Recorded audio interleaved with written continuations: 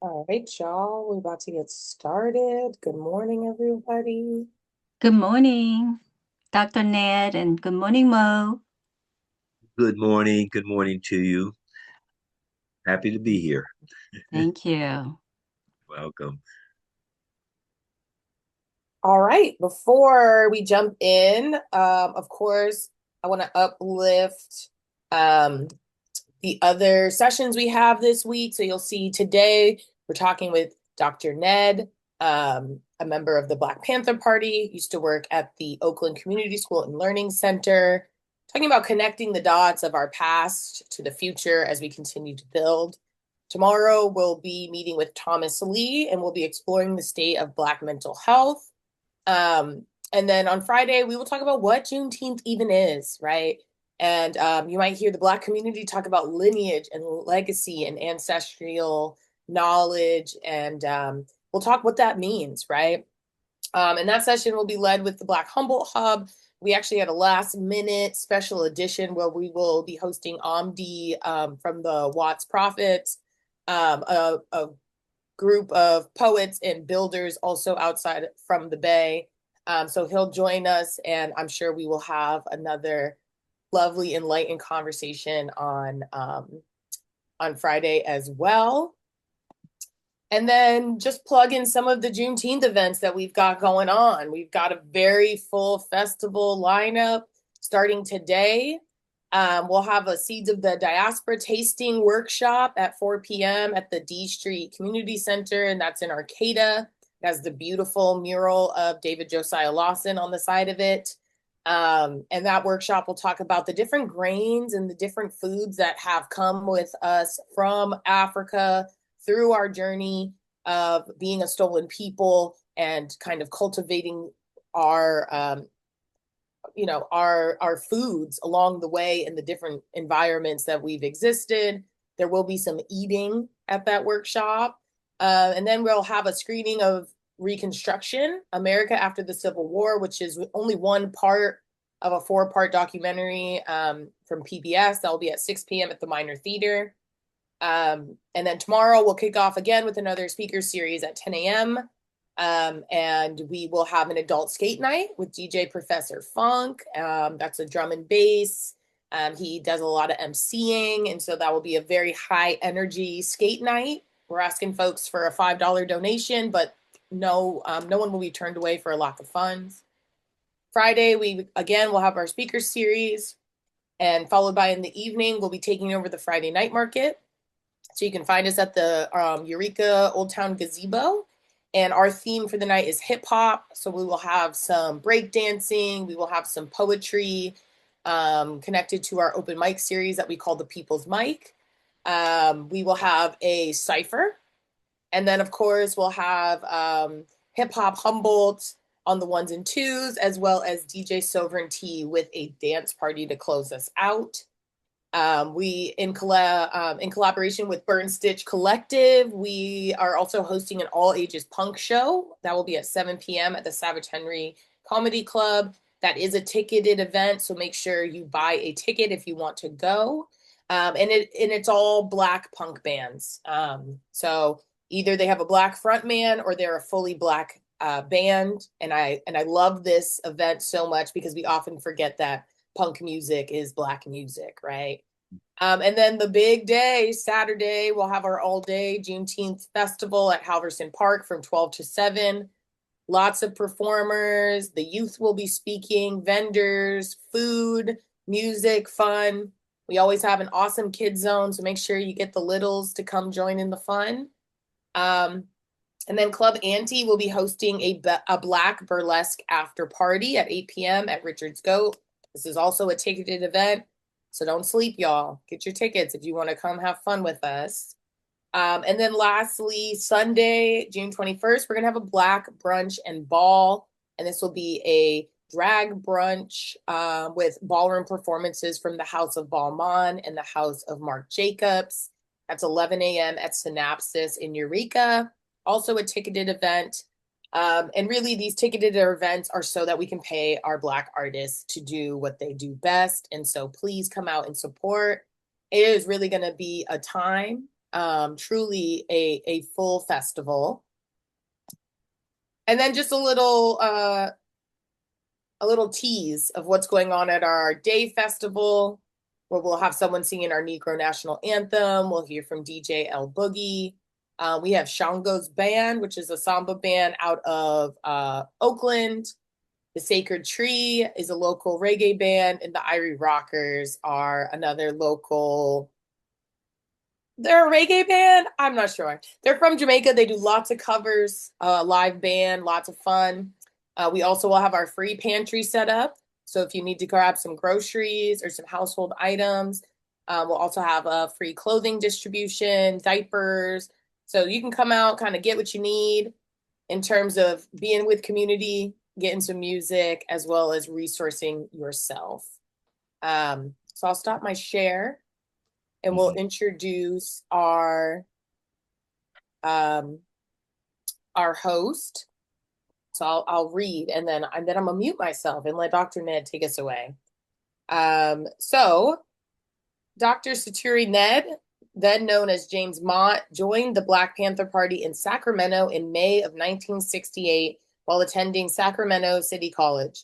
He was a member of the Lumpen, the Black Panther Party's singing group, which used music to communicate the goals and messages of the Black Power movement. The group's history and influence are documented in Professor Ricky Vincent's book, Party Music, The Inside Story of the Black Panthers Band and How Black Power Transformed Soul Music, featuring a foreword by filmmaker and musician Boots Riley. Dr. Ned also taught at the award-winning Oakland Community School and Learning Center, founded and operated by members of the Black Panther Party. He has appeared in numerous television and video productions and has contributed to radio, print, and online publications. Today, Dr. Ned is a co-founder and chief operations officer of the Black Panther Party Alumni Legacy Network. He continues working in service of Black and oppressed communities as an educator, innovator, consultant, and survival programs architect. So please let's welcome Dr. Ned. Thank you so much for that great introduction. And as I say and tell everybody, as a former party member, we are totally humbled because we did what we had to do because it had to be done. And that mantra still rings true. Again, I'm so happy to be here.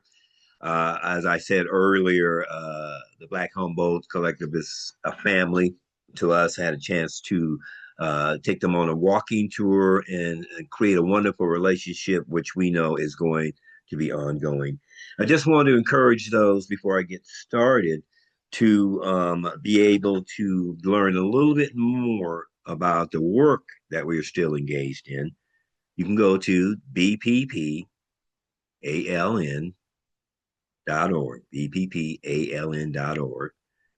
We also have 7, 8 other social media sites, which is inclusive of TikTok and everything else in between the YouTube channel. It's very important because our thrust is education. Black Panther Party officially ended in 1982.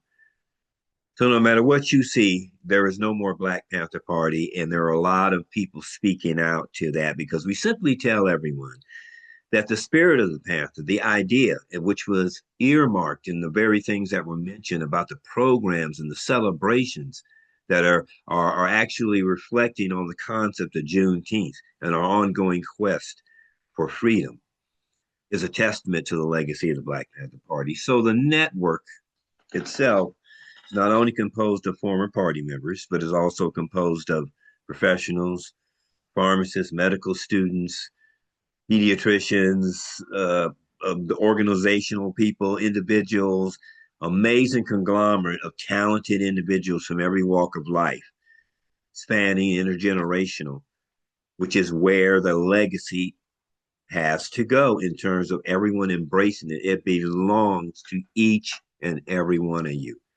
The story, the true story, and the history belongs to each and every one of you. The complexity of the ideology and the work and everything that we were up against, that knowledge belongs to you because things have not changed.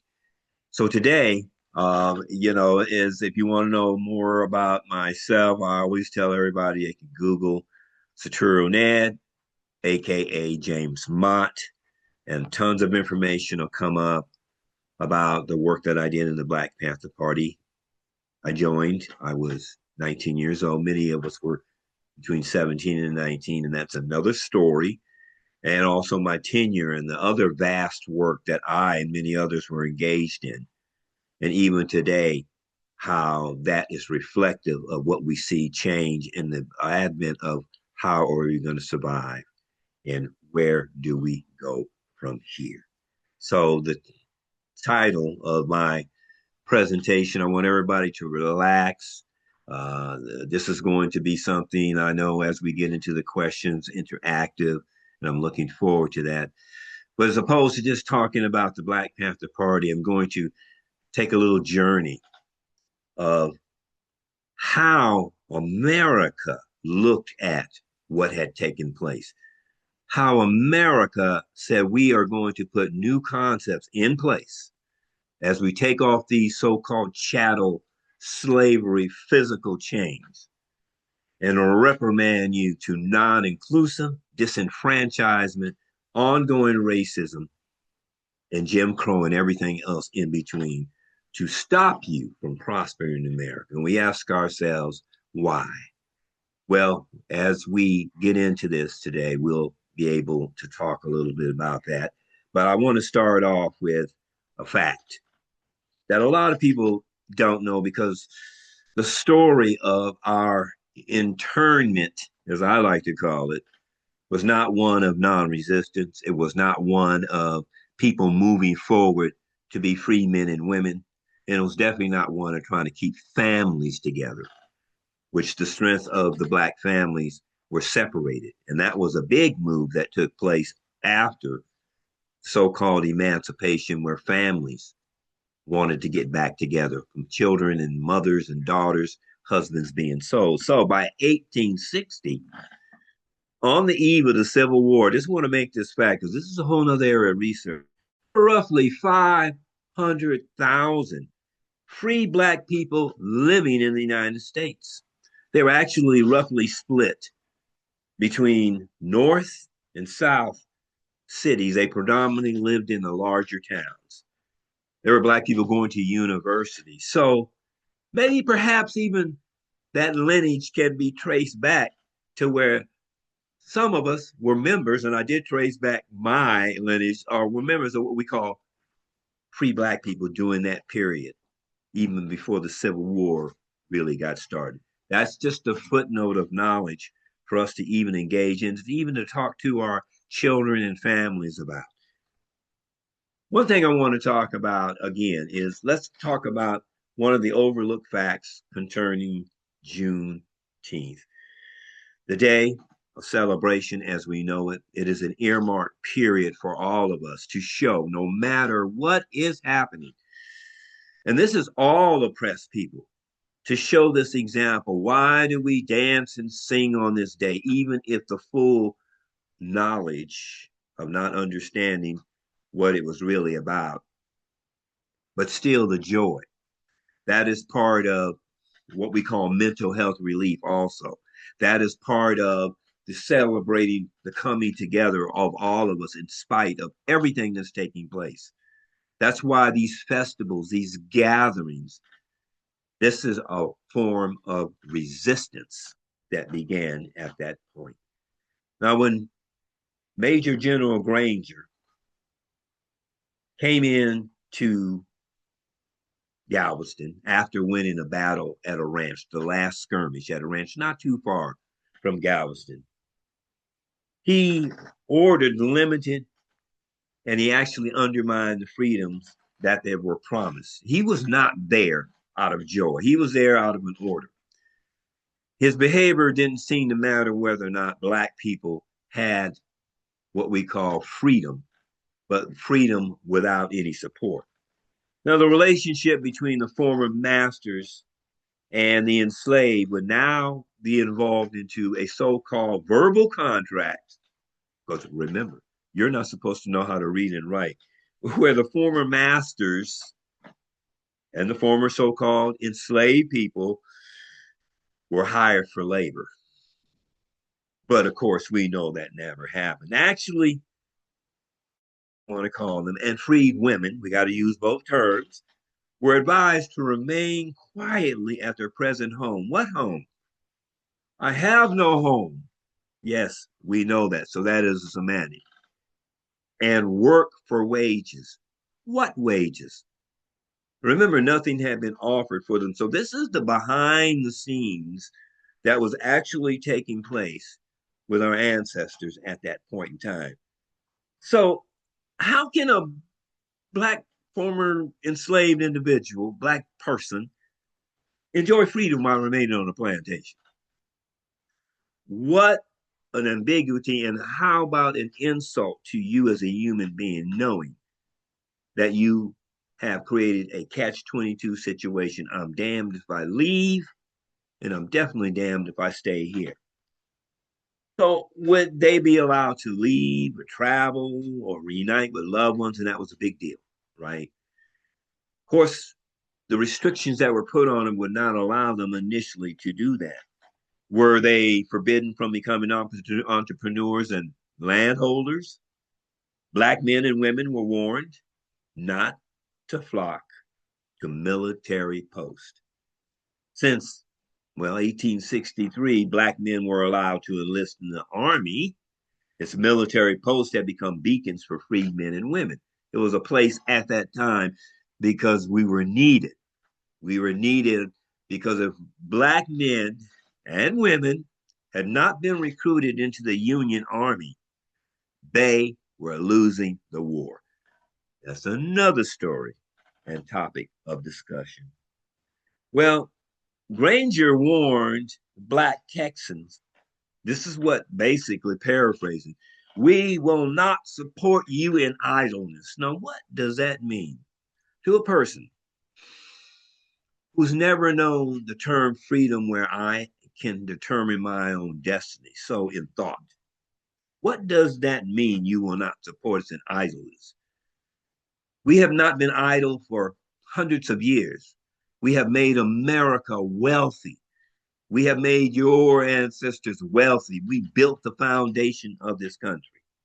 So he told them, if you come to a military post, you cannot rely on federal troops. Of course, what a catch-22. They were relying on these so-called liberators to protect them from the former slave owners that were not too happy at what had taken place. So remember, this period, when emancipation was announced, the Southern slave owners basically gave them the finger. I'll be real. Like, what are you going to do? So until you get here and make me, then I'm not going to do it. So thus began the Great March. We don't know how many of our ancestors or Black people died on that march from Louisiana to Texas to other parts of the South, as slowly federal troops were putting out and extinguishing the last fires of resistance in major cities in the Southern area. So they marched them into Texas, where little battles were fought and there had been little resistance. So the estimate is up to maybe 500,000 Black people were cornered into that area so they can make money off of their labor for as long as they could.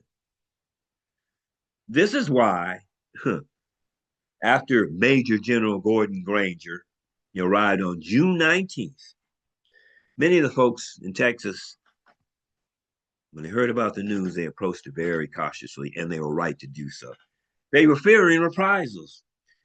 Yet, as the word spread, some had the opportunity to walk off the plantations. Many rejoiced, exalted, and they stayed put, planning for the next move.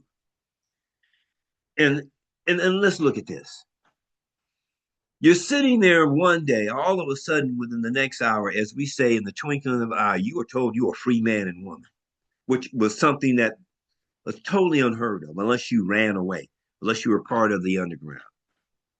So now at this point in time, you are within an instant free. What am I going to do? Where am I going to go? I can imagine the emotional, the mental anxiety that set in. And the first thought is, where is my daughter? How am I going to find my husband? Are they still alive? My children, my grandchildren? All these questions. Well, those fears among Black Texans were validated. Well, in the ensuing months, there was a period known as Reconstruction, which was racial violence spread. As a matter of fact, in one town, white Texans whipped dozens, and when they say dozens, that could be hundreds, of formerly enslaved people who celebrated the emancipation a little bit too enthusiastically. They were partying a little bit too hard. They were rejoicing on this newfound freedom way too much. So this was not only happening in the one Texas town, but of course it was a general practice that took place. Well, attacks against Black people ranged everything from verbal harassment to intimidation and, of course, even to murder. Most Black Texans in Galveston and other parts of the state navigated a new landscape, which was more volatile than the one they left behind. The backlash, which spread beyond Texas. We're talking about the new America that had to deal with newly freed people. How are we going to deal with them when they are equipped with everything they need to thrive? Well, the idea of Black citizens and dignity would become a normal feature of Texas' political landscape. They just couldn't accept that. And that's still a legacy that persists today. It has not really changed. Dr. Ned is not one to bite his tongue about the state of what we see and what we hear and what we know to be true.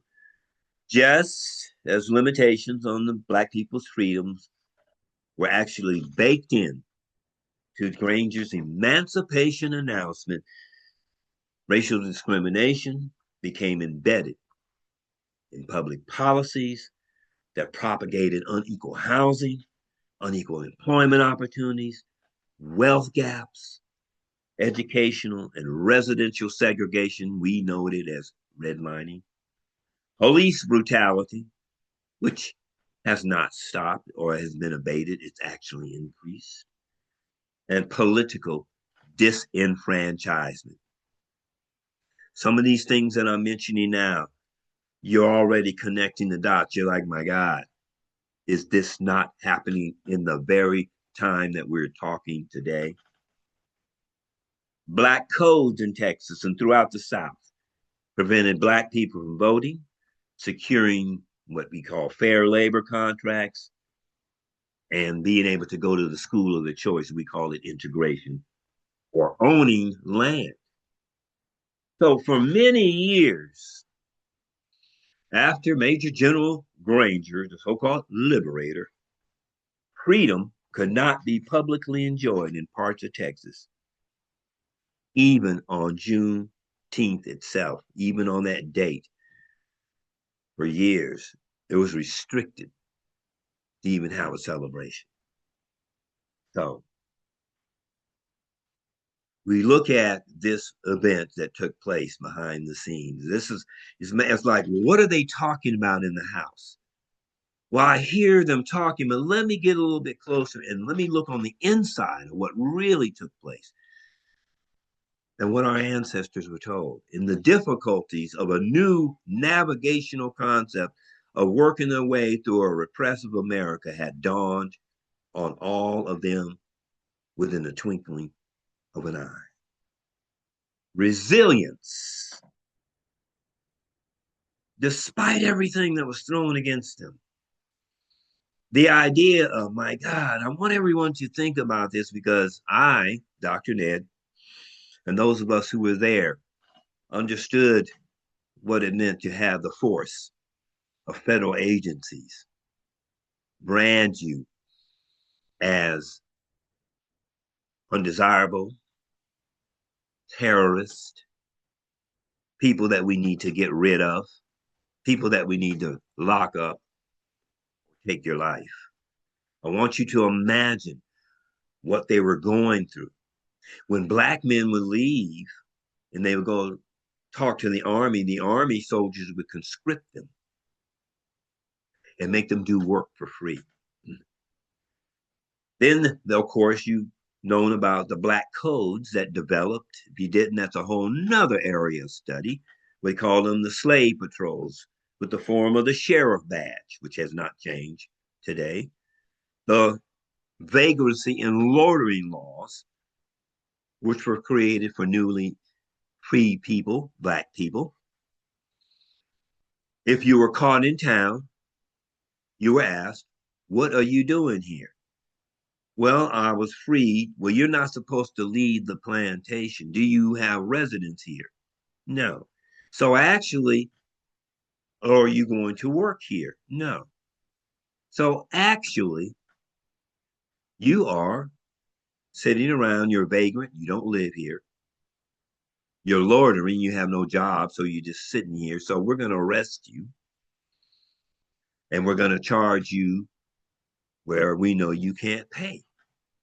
I don't care if it's $5, $10, $20. We're going to charge you $10. I can't pay that. Well, we have a concept called restitution. What is that? That means you can work it off. We want you to go back to the plantation and we're going to send this information over to the former owner at the plantation. And according to what his wages would be, he just talked about the wages that they plan on. You're going to be working free for the next 5 years to pay off this restitution debt. And of course, that's what they meant when they say a lot of people would walk off. Or actually, they wouldn't walk off where you could see them. They would sneak out of the plantations and make their way across America or to other states. Resilience. I wanted to paint that picture of all that was forming against them. Between 1865 and 1830, formerly enslaved black people established more than 1,200, they were called freedmen's towns, and independent communities across the United States. Roughly 500 developed a full physical layout of the town, and about 60 became legally incorporated in America. Despite not having anything, despite us hearing stories of our relationship. I grew up during a period where we would always see the cavalry. We didn't like that, killing the Native Americans. I remember I was growing up, I said, we want the Indians, the Native Americans, the Indians as we call them, to win. That was a true scenario. It wasn't the cavalry.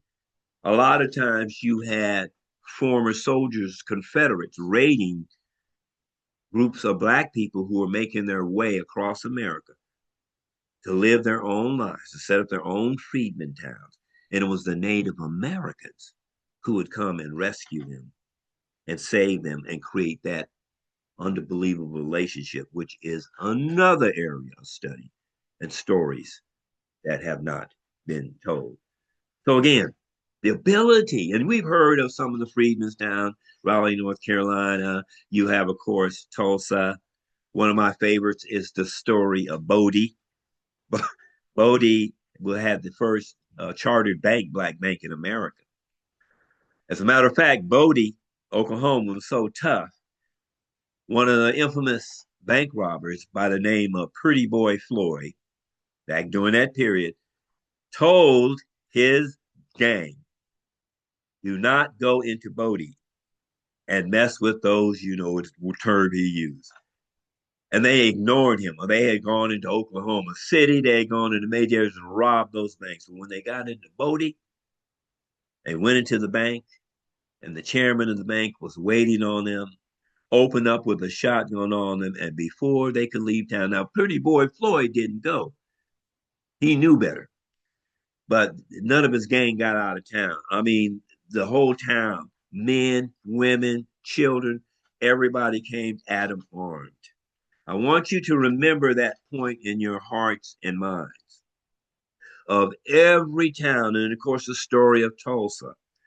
During that period from 1865 to 1830 was a period of untold stories of communities from the East Coast to New York, Chicago, to everywhere to the South, of our ability to defend our very communities from attack.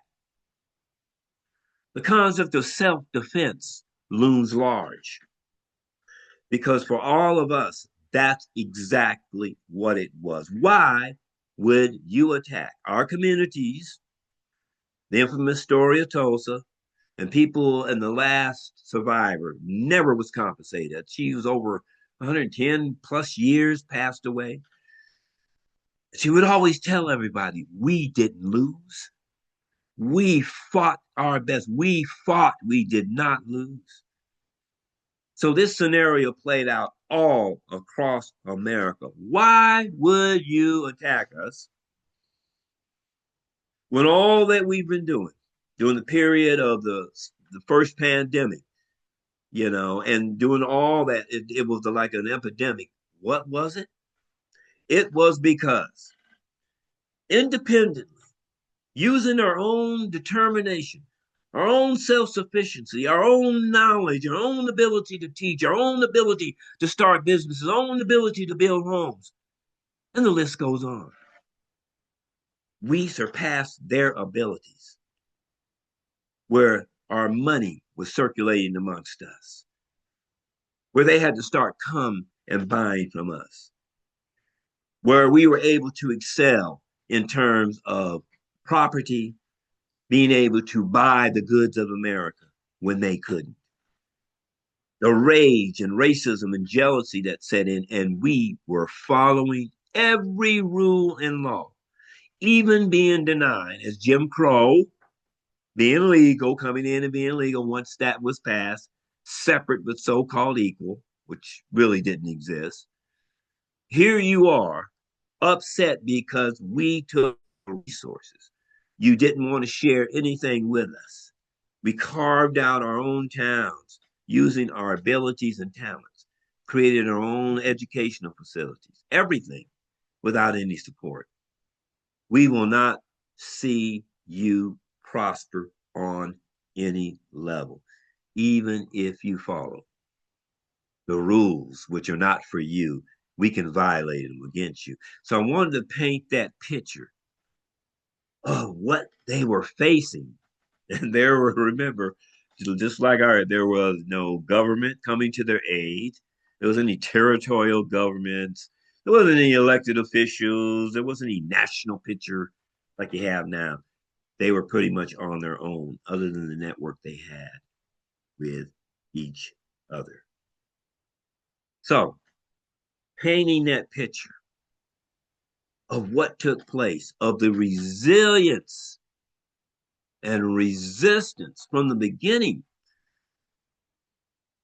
from that beginning of your free people, what other things took place? And along the way, how many people lost their lives standing up for what was right? And they did. How many people were denied the ability to participate in the economics of America, even though they had everything they needed to do so? So these are the things that we want to, in our hearts and minds, really start looking at and understanding this, and understanding some of the places and things that we need to really talk about in answering that question: where do we go from here? So what basically took place after that particular period? Well, I want to talk about the second Great Migration, which took place between 1940 actually to 1970. And if you in this generations have any relatives or family say, well, my family migrated to the West Coast from Alabama, from Texas. My family migrated to the East Coast, New York, New Jersey, Baltimore, from South Carolina, North Carolina, Georgia, Tennessee. So you had this mass migration, I think maybe close to 500,000 Black families. And the reason why, two reasons, of course. One for the South was escaping Jim Crow. It was what it was in the South. There was no, it was totally lawless. There was no enforcement. If you created a scenario against that particular individual or family, or someone could accuse you of anything, you're in trouble. Honestly, I remember stories of my fathers during his generation and my uncles. You would hear stories of my dad, he had to leave Orange, Texas on the top of a train. One of my uncles had to leave Shreveport, Louisiana in the trunk of a car. And when they would tell me the backstory, they didn't stay around and become a victim like young Emmett Till, but because they stood up. And standing up could be anything.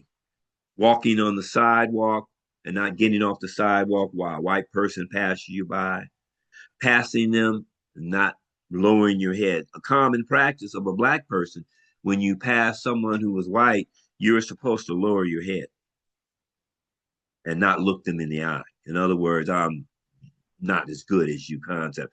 Those little things would lead to rebellion and resistance, which was a growing concept. So the second great migration to the East Coast, and in particular California, Los Angeles, Oakland, Seattle. The reason is because during that period of time, they always use the term Rosie the Riveter. But there was a whole lot of Black women. There was Mabel, Black woman's name Mabel. There was, Martha, she was a riveter. And so were many young Black men who were not conscripted or families into the service. As a matter of fact, during that period of World War II, there were over 1 million Black people who served in that particular period of time. And one of them was my father, and he served in World War II. The idea of mechanization of agriculture in the South. They no longer needed what we call sharecropping. They no longer needed, which was a lie anyway. Sharecropping meant we're going to share the crop. You get a certain percentage, but every year it's like a loan from a mobster. Hey, you owe me interest. This is just the interest. What do you mean? Well, you owe me another $100, but I don't have it. Oh well, by the time you come back, you owe another $100. That's how sharecropping worked. You never owned the land, and you never got your full jest. So the idea of the lure of these munition factories, because they needed people to come in these factories and pay fair wages where people could get paid. And at that point in time, it was like, I might not like you, but we need you. Here we go, the need factor again, because we need you in the factories to produce munitions, bombers, what you call Navy ships, aircraft, everything. So it was a golden period for the Great Migration. But at the same time, migration was also recruiting. Klansmen, Billy Bob, Skeeter, and the crew who couldn't get a job had nothing to do. I can legally. And the two recruiting areas, police departments that were heavily advertised in the Deep South, was the LAPD and the Oakland PD. You have a job. If you really want to have a license to kill, and you don't like people of color, particular Black people, come on to LA, come on, we will hire you, and you have a license to kill. So we had two levels of the migration that took place at that point in time. And those were the basic reasonings behind the Great Migration. I got to leave here. There's a better opportunity on the West Coast. Your cousin just wrote me a letter. They are hiring at the shipyards. They're hiring on the docks. They're hiring in the munition factories and factories in Los Angeles, which led to a whole new concept, which I will talk about in a minute, the rising Black middle class. So after that period of time, from 1940s to 1970s, in between there was another growing concept. because of the denial of basic rights. Now, even though there were things happening, the racism was showing its ugly head because of the suppression of the occupying forces, which were basically the police departments in various cities who were totally oppressive against the Black community. There was a whole new concept because certain rights were being violated. Not only our human rights, but in certain areas of the country, our civil rights. You mean to tell me there are people who still can't vote? East Coast and West Coast. Yeah, it's difficult, but you mean to tell me you still can't vote? The civil rights era. Now, there are a lot of things that we talk about, different players within the era, how different examples change things. But I'm going to just mention right now a few catalysts to put things into perspective, which led to what we call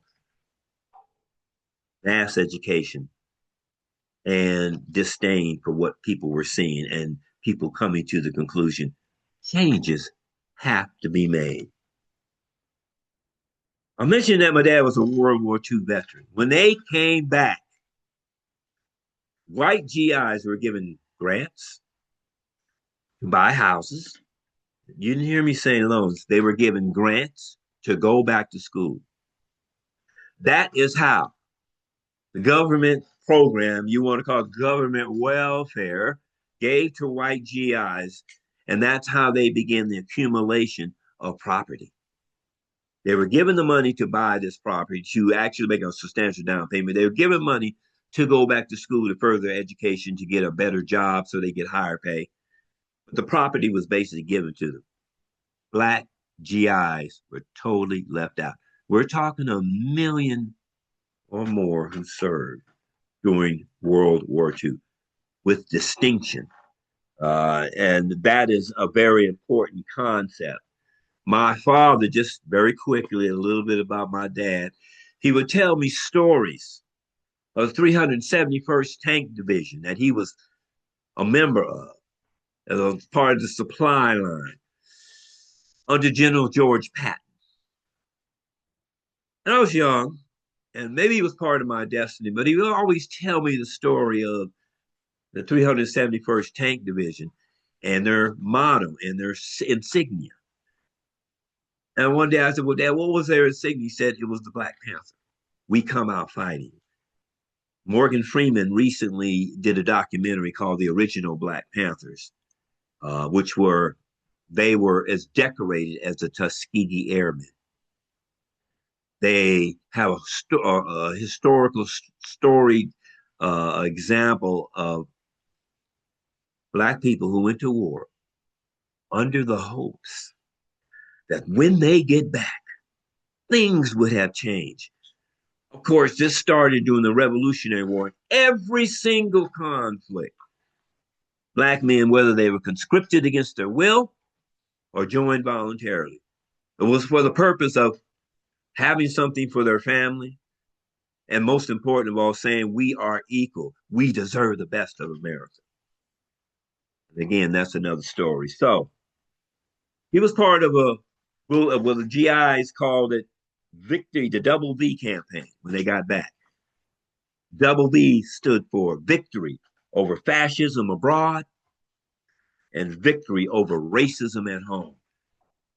I guess we could add fascism in America, also racism and fascism. And veterans, they became the backbone of civil rights organizing, local civil rights organizing. You have to understand this mindset of a soldier. I've been to battle. I know what it is. I've seen horrific things. So I am not afraid.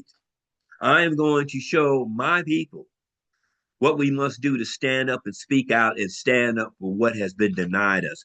We will not take care. We gave our hearts, our minds, our lives to this country, and we deserve the best. So that was one of the first catalysts that helped develop the fervor and the consciousness for saying we have to stand up for what's ours. If we don't, we'll never get there.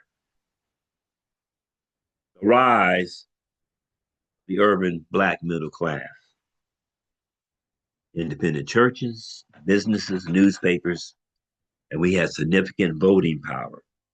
That created networks across America. It was the first concept of networks. One thing that we had back then, you had radio, television was just beginning to come into play. But across America, reports would go out about what they called the Negro movement at that point in time and what was taking place. You had the beginning of the Pullman's Union. You had black men who on these trains who were treated like dogs. They were all called George. There was a movie out years ago by Charles Dutton. It was called 10,000 Black Men Called George instead of using the N word. And it was about the train conductors and the train pullmans, the cooks, all those folks who worked the trains across America, the first Black Union, and the story of what they went through to establish that. So all these things were happening. And of course, they were pretty much centered on the East Coast as well as in the West Coast. Remember, the migration that took place allowed those folks to be able to utilize their newfound togetherness, the strength of the Black church, the Black political people who were being elected to represent their districts and their cities and counties and et cetera, and even to Congress. Adam Clayton Powell, just to name one, and the list goes on as another generation succeeded them in continuing that. So everything began to focus on what was not happening with civil rights in the South. Now, legally, Board of Education, or Brown versus the Board of Education, 1954. That was another thing.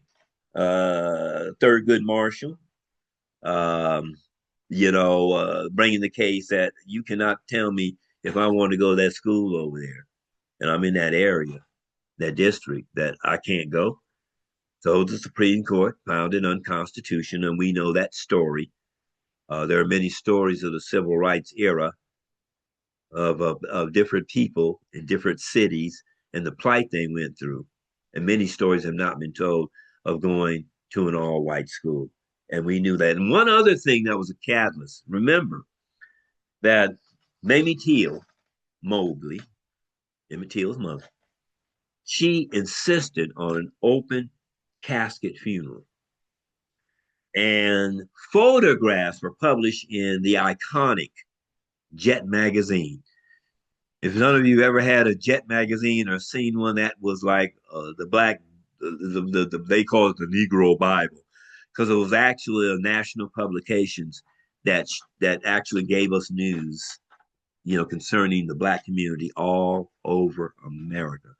But what did that do? That was the first visual, the first using pictures and, like I say, beginning technology of being able to post things where people became aware all across America. Remember, news was isolated before then, but now utilizing the tools of communications in America, those messages were able to get across. Maybe if they looked at them at this point in time in history, they would not want that to happen at this point in time in history. So the new technology, television, was able to show protesters in the South with dogs and cattle prods and elementary school children being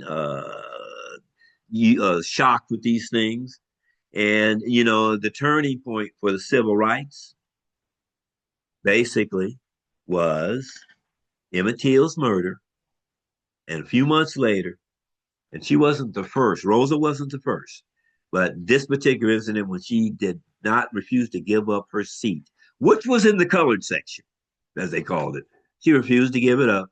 That's when a 381-day Montgomery bus boycott, the modern civil rights movement, had officially begun. Didn't happen overnight.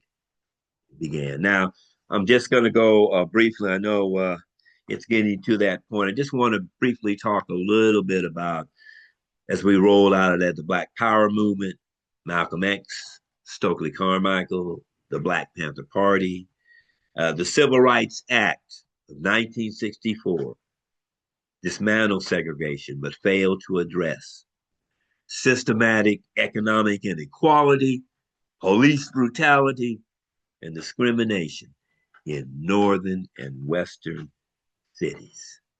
So I am going to end at this point in time. Gosh, there's so much more in terms of connecting the dots and seeing the line of resilience, resistance, and survival that we created. So where do we go from here? I always like to say this. Number one, understanding that the power of one is power of many. The concept of each one reach one and each one teach one. That power becomes the collective of the power of the people. You realize you're not alone in your plight. First, understanding that we never stood still. We never stopped doing what we were doing. The stories that will never be told, the unsung heroes that we're just discovering, that set the precedent in the face of death, threats in the face of death, and the threats of taking everything away, of jail time, of their lives. The examples are standing the course. And right now, for us as people of color, Black and other oppressed people, we have no choice. As long as we know what we are faced with, as long as we come together in our own hearts and minds, and we come together with like-minded people, and we have that general covering of all of us together, nothing is impossible. So I didn't want the time to get away from me, because there was some other components, but I wanted to stop at this point in time. And remember, it is the power of the people together as individuals, your individual uniqueness coming together in the collective. No one has the ability you have individually. You are unique in your own right, and there's so many things that you can accomplish. But when you run into that wall, you realize, hey, you ain't seen the full force of us yet. That's when everyone else with their unique ability comes in, and that's when the power of the people becomes a reality. So I'm going to stop there. I thank you for inviting me to be able to give this connecting the dots of resistance, resilience, survive in order to thrive. Thank you very much. And I guess we can open it up. Questions? Thank you very much, Dr. Ned. You're more than welcome. You're more than welcome.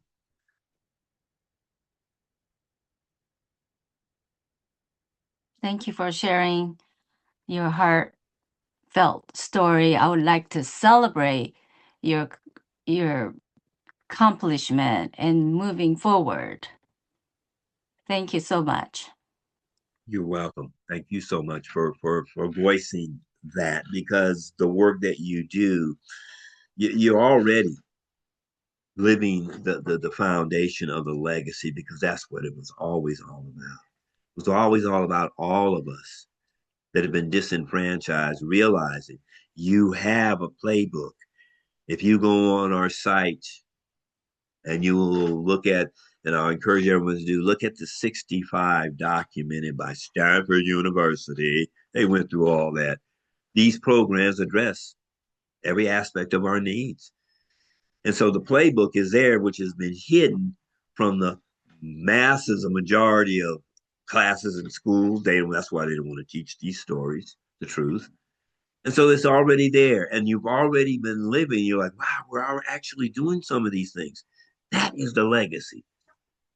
Again, the spirit of the Panther lives in all of us.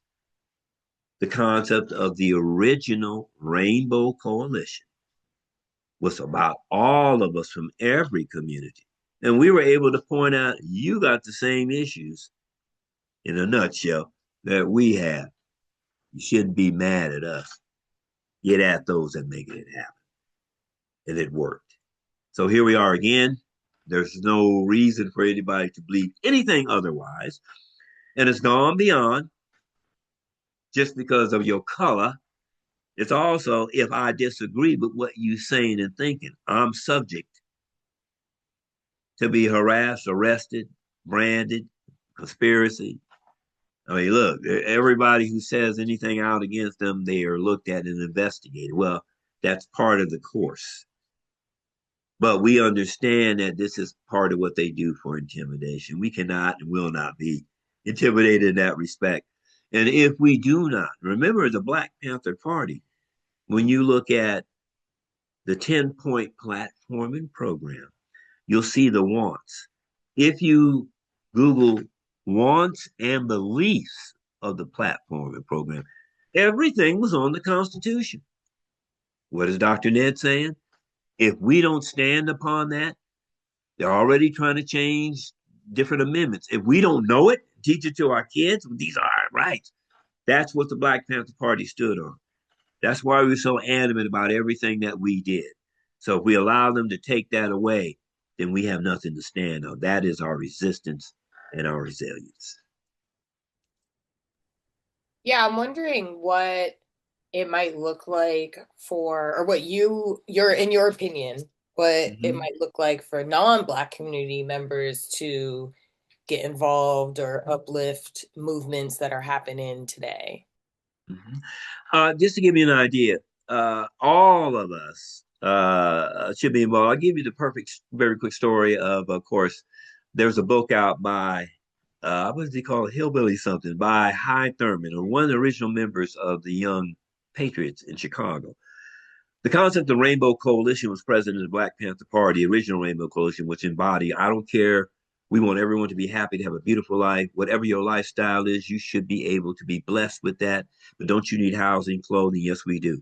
So we realized that the supported the gay liberation movement in the early 70s, making a statement about the oppression of women and what needs to be done, making an oppression about how oppressed the LGBTQ community is and continues to be. So all these components were brought in. Young Patriots is the story of those coal miners from West Virginia and the rural areas of Illinois who came to Chicago, North Chicago, Hillbilly Harlem, they call it, who with a double slap. Hillbilly Harlem. You just like those black folks. We hate you. And their gentrification, bad housing. We had a big meeting with them, and it was amazing. Remember that saying, the Black Panthers for us, for the Black Panthers. Thus began an unbelievable relationship. They opened up health clinics, breakfast programs. They were even teaching the children, their children, the 10-point platforming program. Amazing period. The Native American communities, our support for Leonard Peltier, Dennis Ames, the American Indian movement, our support with the United Farm Workers for 5 years. There's a whole story behind that when no one else supported them, and how we helped them with the circulation of our newspaper, closed down 2,000 Safeway stores, boycott grapes and boycott lettuce. And plus, it got them to give more to the breakfast programs all over America that were in schools then, as well as churches and college campuses. So this is the message. Every community has the same oppression. And let me say this on that, and that is part of the knowledge that has been kept from every community about the relationship that we all had all across America. And thus, we are back to that concept. And let me make a statement while I have you guys, a very quick one. I want to talk a little bit about a concept called the fifth column. The fifth column, everybody always talks about, well, that person over there, they're not for us, they're here to disrupt our meeting. We used to call those kind of people provocateurs. They're not with you. They come in, you have a lot going. They're the person who stands up and says, well, I don't like what you're doing, just so it won't go through. Well, the fifth column person is someone who already exists in your community. And they'll make statements to create division amongst communities. And then they'll do these things and they'll disappear off the scene completely. This is part of the tactic of division. When you see people coming together on every level, what can I throw in the machine to divide them? Let me pit one group against another. So we have made statements, we're going to be animate about that. This is another tactic that has always been used to destroy the ability of people coming together to create that relationship of we are all oppressed. Just like the Black Panther Party would always tell people, oppression and racism is real in America. We're about the oppression of people, Black people in particular, but all oppressed people in general. So that is what we believe in and continue to believe today. There's a lot of information needs to be getting out about our relationship together. Beware of all the wedges.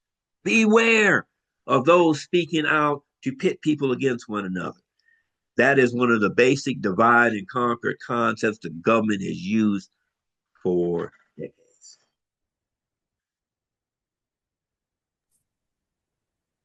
Hey, Dr. Ned. I don't have a question, just a bunch of reflections on everything you were talking about.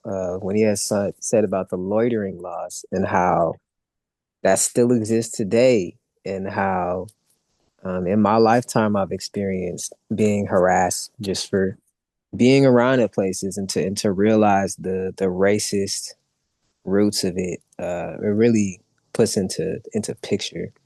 But also, just speaking about everything we've been through, the resilience and the overcoming, it's giving me a lot of hope. So I thank you for this presentation, because I'm walking away from it with just the understanding that no matter what comes our way, we're gonna find a way. Absolutely. And thank you. That key word, hope. That's what we're really about. And then as you get into it, and this is what I want to extend to all of you. When you go on the website, there's a thing that says contact. You got something you want to talk about. You got something that's happening. We're there, as I said earlier, this group is like our family too. And the covering is there. The knowledge, information is there. And yes, no matter what is done to us, the realization of it is what gives you that hope. And that hope starts burning like a forest fire. You can't put it out, because once you feed it with the truth of accomplishment, of resistance and resilience, this is what they don't want to see happen. Thank you so much for that comment.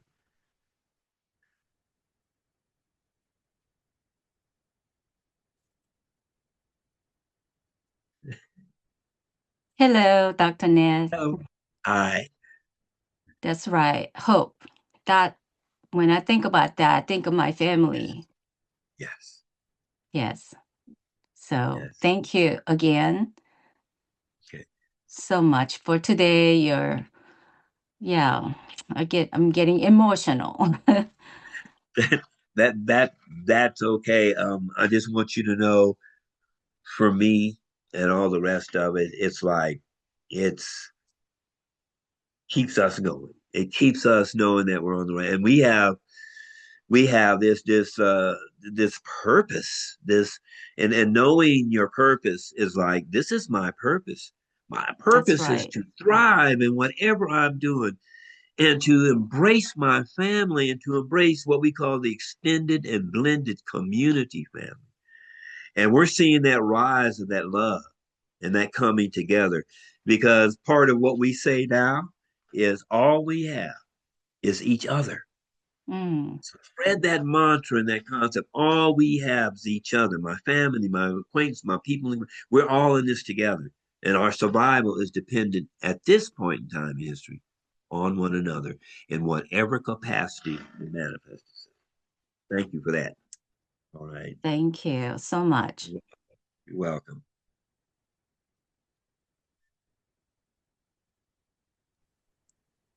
All right. Well, if there are no other comments or questions, I think we'll just again uplift all the gratitude we have for you.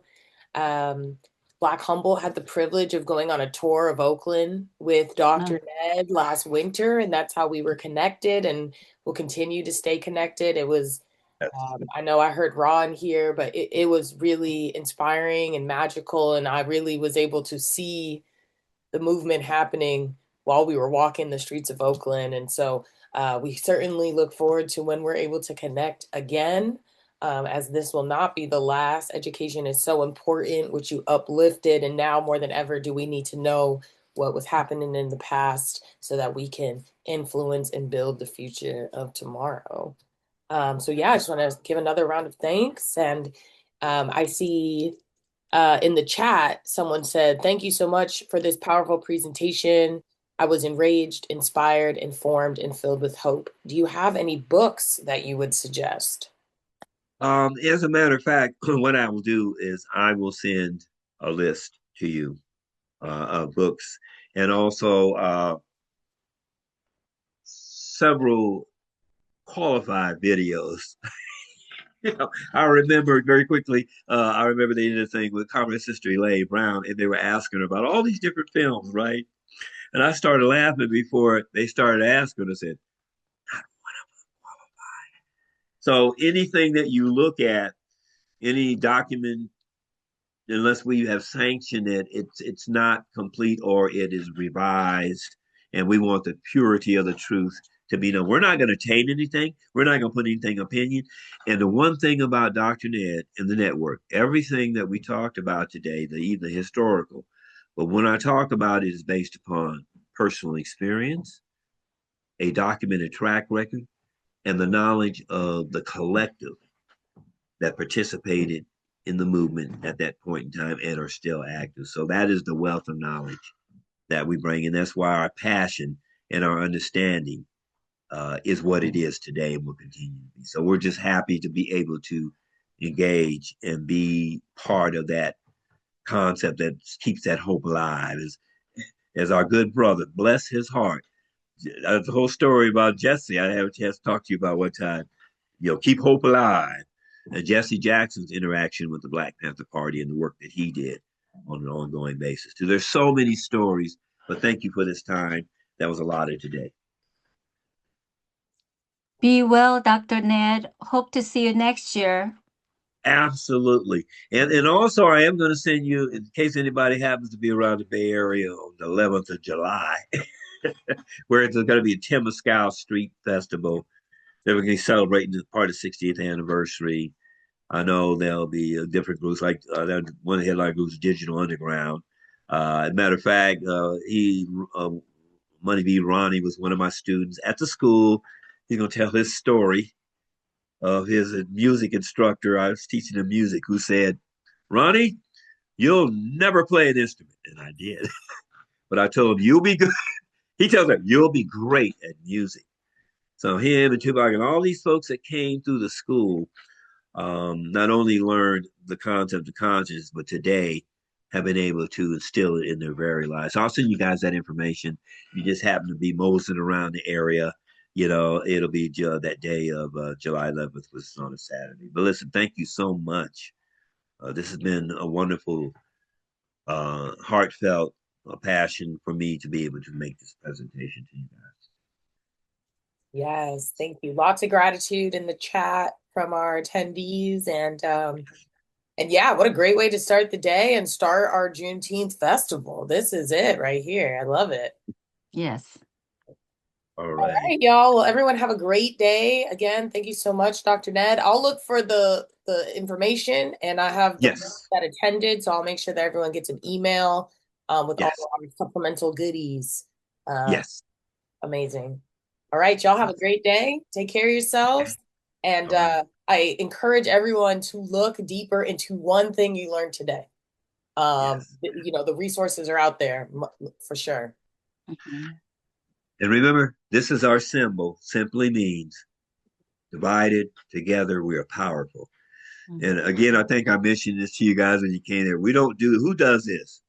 He grew up doing Donald Trump. You know what he means, right? So we turn it to the side like this, power to the people. Because I have to reach out on you. But still, that is the symbol. That is so important. This is togetherness. That's all it means. We are together in everything that we do. So we will not be defeated. Thank you guys so much for this time. All right. Okay. Please see you guys later. Thank you. Y'all. You're Peace welcome. be upon y'all. Thank you. Right. Absolutely. Okay.